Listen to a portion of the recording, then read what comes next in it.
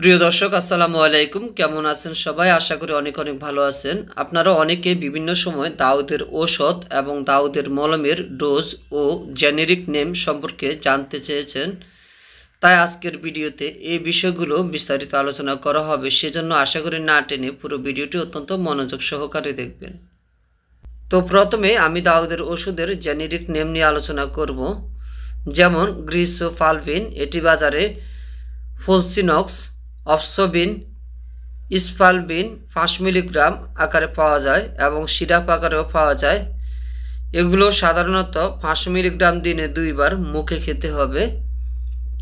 এরপর কিটোকোনাজল জাতীয় ওষুধ 200 থেকে 600 মিলিগ্রাম রোজ একবার মুখে খেতে হয় 4 থেকে 6 সপ্তাহ পর্যন্ত, যেগুলো বাজারে কিটোকন 200 মিলিগ্রাম, কিটোরাল 200 মিলিগ্রাম ইত্যাদি নামে পাওয়া যায়।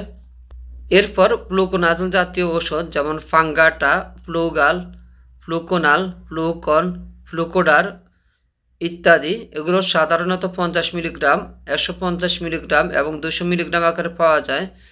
50 মিলিগ্রাম দিনে একটি করে 2 থেকে 6 সপ্তাহ পর্যন্ত, তবে 150 মিলিগ্রাম বা 200 মিলিগ্রাম সাধারণত সপ্তাহে একটি করে খেতে হয়।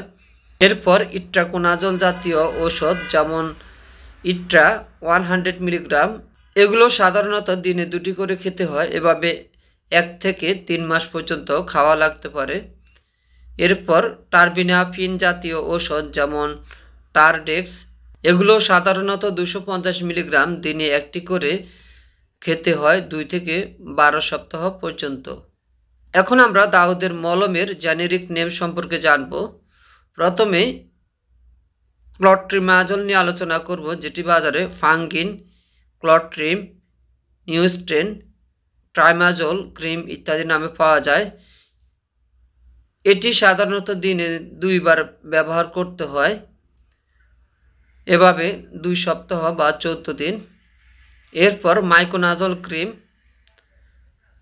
যেগুলো বাজারে মাইকোনেক্স ক্রিম, ফানজাইডাল ক্রিম ইত্যাদি নামে পাওয়া যায়। এরপর ইকোনাজল ক্রিম, যেগুলো বাজারে ফেবিসন ক্রিম, কোনাজল ক্রিম, ইকোজল ক্রিম ইত্যাদি নামে পাওয়া যায়।